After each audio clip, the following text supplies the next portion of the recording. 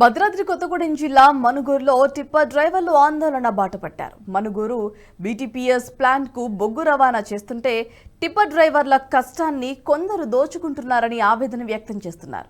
బొగ్గు రవాణా చేసే లారీలకు సరిగ్గా ట్రిప్పులు ఇవ్వటం లేదని, అగ్రిమెంట్ ప్రకారం ట్రిప్పులు ఇస్తేనే లారీలు తీస్తామని ధర్నా చేపట్టారు. అగ్రిమెంట్లో ఉన్న నిబంధనలు ఏమైతున్నాయో డ్రైవర్లకి ఇంతమందికి ఎక్కడ ఇట్లాంటి అపోహన ఎదురు కాలేదు.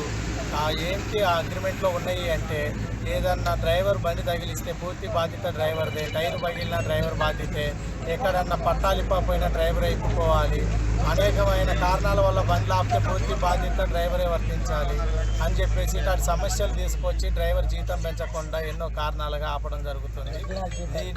దీనివల్ల మాకు ఇబ్బందులు కలిగి ఈ చట్టాన్ని మారవాలని చెప్పేసి మేమందరం ఒక కమిటీ ఏర్పరచుకొని ఈ సమ్మెను ఇక్కడ కొనసాగించుకుంటూ, పాత జీతం 1000 రూపాయలు ఉంది, 1200 ఇవ్వాలి, 125 రూపాయలు ట్రిప్ మామూలు ఉంది, 150 రూపాయలు ఇవ్వాలని వాళ్ళందరినీ రిక్వెస్ట్గా కోరుకున్నా కూడా వాళ్ళు ఒక నెల క్రితం ఒప్పుకొని మళ్ళీ ఏదో ఒక సాగు చెప్పి ఇట్లా ముందుకు జరుపుకుంటూ ఇట్లాంటి సమస్యలు తీసుకొస్తారు. కాబట్టి ఈ సమ్మె మేము కొనసాగించి ఈ అగ్రిమెంట్ మేము తెచ్చుకోవాలని సంపూర్ణంగా కూర్చొని శాంతిగా ధర్నా చేస్తున్నాం.